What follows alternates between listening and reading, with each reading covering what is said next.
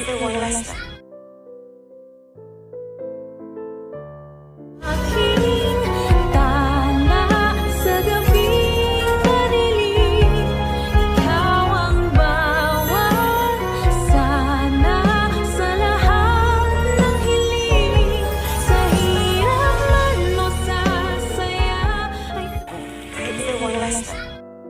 Ay, grabe talaga nangyari ngayon sa abot kamay na pangarap na kung saan nga unang-unang pinakita dito is ito ngang si Moira. And yes guys, ito ngang si Moira is masayang masaya. Bakit? Kasi nga makakatakas na siya dun sa mga humuhuli sa kanya. At ibig sabihin nga guys, nakuha niya na o dumating na yung bagong tinawagan niya noon si Madam Moshi, na kung saan mababago nga ang kanyang identity. Kumbaga magkakaroon siya ng new identity at makakaalis na nga siya o makapunta siya kahit saan lugar pa siya pumunta. Makakaalis na nga siya sa Japan. Kaya nga sa sobrang excited niya is tinawagan niya itong si Zoe na kanyang anak at ibinalita ngayon. Sabi niya, Zoe, may new identity na ako.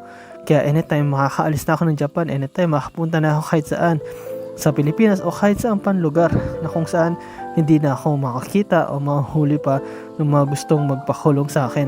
At makita mo na masaya din naman si Zoe, pero may pagkabalungkot din kasi nga is gusto niyang makita ang kanyang nanay. Sabi pa nga niya, Nay, ma'am, for the last time, hindi ka ba makipagkita sa akin? And then ito namang si Moira is tila naawa sa kanyang anak. Sabi niya na, sige, kahit delikado, pero text kita kung saan tayo makikita para tayo lang at walang makakahuli sa atin. And yes guys, yun nga yung gustong mangyari ng mag-ina, no? Lalo na itong si Moira, talagang lumalabas pa rin yung pagkananay niya. Actually gusto nga niya talagang isama na palabas ng Japan o kahit saan pa itong anak niyang si Zoe para magtago sila at hindi na sila mahuli pa ng mga tanyag. Kasi once na mahuli itong si Moira, siguradong sa kulungan talagang bagsak nito. At pag nangyari yun, madadamay din tong si Zoe. Kaya nga gusto niya nang isama ito para nga maging masaya sila kahit dalawa na lang sila. Pero yun nga guys, mahirap yun. Sabi ni Zoe na baka mas mahuli pa tayo. Kaya sana magkaroon lang tayo ng chance na magkita. And yes guys, ayun nga yung plano din mismo ni Zoe, no? Na ipinangako niya kay Doc Lyndon na makikipagkita nga ito sa kanyang ina para nga daw mahuli.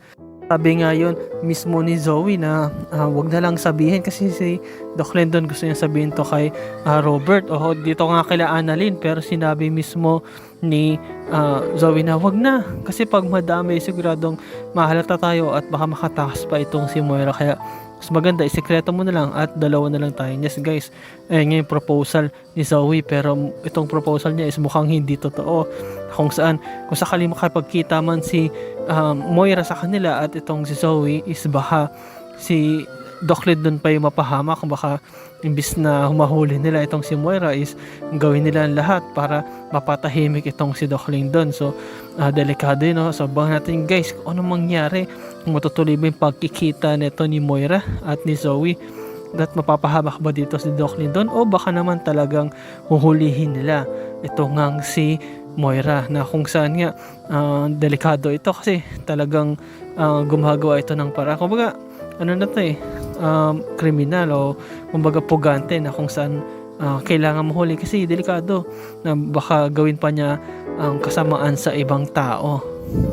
Actually marami nang gustong makahuli dito kay Moira, no? Kahit nga itong mga tanyag, lalo itong si Giselle, talagang gigil na gigil dito kay Moira kasi nga malaki yung ginawa na itong kasalanan sa kanila.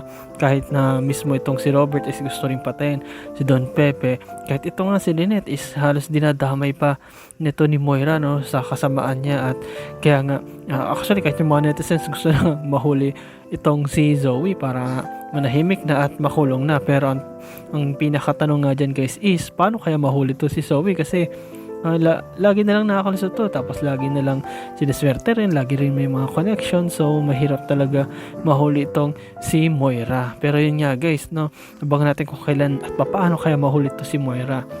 At dito nga pinakita naman sa kabilang banda na kung saan si Giselle is nabalitaan niya, no. Actually habang kinakausap niya nga itong si Dax, nalaman niya yung totoo na si Moira talaga ang nagplano ng lahat ng pagkidnap kay Lola Pepe. At dito nga din kay Lynette. So kawawa naman yung matanda, no, kahit itong si Lynette, no, na wala talaga silang kalaban-laban. Itong si Giselle, kahit itong sila Robert is hindi rin nila alam. Kahit itong si Carlos, no, hindi niya alam na si Moira lang pala yung may kagagawan ng lahat ng kamalasan at lahat ng mga mahirap na pangyari sa buhay nila. Kawawa nga din actually si Don Pepe kasi hanggang ngayon nasa state of coma pa, na hindi pa rin nakagigising at hindi nakapagsalita. At dito nga, no, kinausap nga ni Giselle itong si Doc Carlos at sinabi niya, Doc Carlos, bakit mo kinausap ang kliyente namin, ito nga si Dax. At sinabi naman ni Carlos na bakit hindi ba pwede ko siyang makausap? Kung maalala mo, si Dax yung pumunta doon at nangahas na pumasok at patahin din, no, at kidnapin nga itong si Lynette. So hindi ba ako pwede?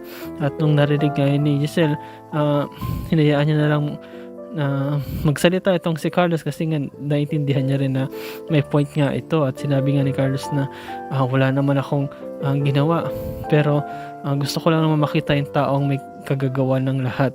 Although alam ko si Moira yun, pero hindi naman si Moira yung pumasok, kundi ito nga si Dax. At nagsalita din si Giselle na oo nga pala, naalala ko na ito nga palang si Dax is nakakuha siya ng bigating lawyer, at kung mangyari yun, we will lose him.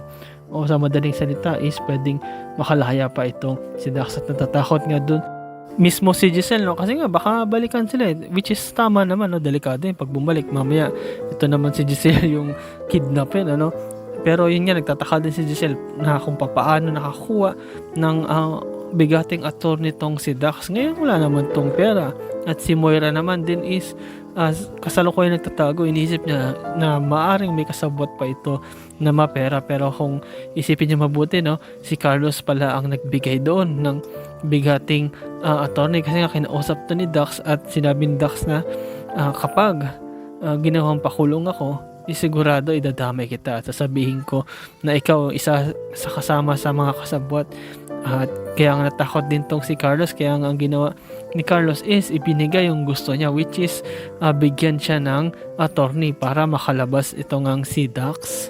At sinunod nga ni Carlos yung kagustuhan ni Dax, kasi nga kung hindi is talagang madadama siya at kung mangyari yun, talagang gagalit sa kanya mga tanyag kahit itong si Lynette, dahil may kailangan pala ito pero hindi nagsasalita.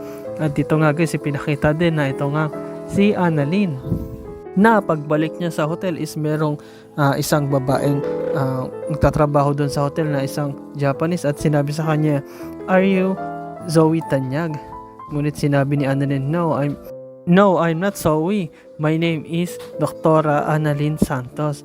And sinabi nga mismo nung receptionist, no, na I'm sorry, I thought you are Zoe Tanyag because there was a call and there was a lady and I thought it was your mom. And then sabi ni Annalyn mismo na I think that's not my mom, but can you give me the number? At sabi kay Annalyn na okay, I will give the number, please wait for me. At nagtataka talaga itong si Annalyn kasi nga iniisip niya na sino kaya itong matawag dito kay Zoe, na kung saan wala naman siya ibang maisip na tatawag dito dahil unang-una wala naman siyang nabanggit na friend niya dito sa Japan, at isa pa yung lady o yung old lady na kumakausap sa kanya is napaka-imposible kasi sa Pilipinas ang lagi lang naman tumatawag kay Zoe is itong Mama Moira niya. Yes guys, doon napansin niya o naisip ni Annalyn na baka nga si Moira yon, at baka nga nagkakausap na itong si Zoe at si Moira o yung mami niya. At kaya nga hiningi niya yung number at nang binigay sa kanya yung number, sabi ni Annalyn na thank you, at nagpasalamat din yung receptionist at umalis na nga ito. At yung number nga is gusto nga niya itong itry, pero iniisip niya na bigyan niya muna ito sa kanyang tatay Robert para siya mismo yung tumawag at malaman nila kung sino yung babae o yung lady na yun na sinasabi ng receptionist doon sa hotel.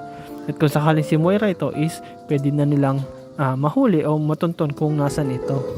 At kahit nga itong si Lynette is nag-iisip na, no, at nanggigigil din dito kay Moira at gusto na nga niya rin itong mahuli, pero ang tanong nga is mahuhuli pa ba nila itong si Moira? Makikita pa kaya nila? O mabutan pa kaya nila ito sa Japan? O baka naman makaalis na ito? At itong si Zoe, makipagkita ba talaga sa nanay niya? Huhulihin ba niya ang nanay niya kung sakali?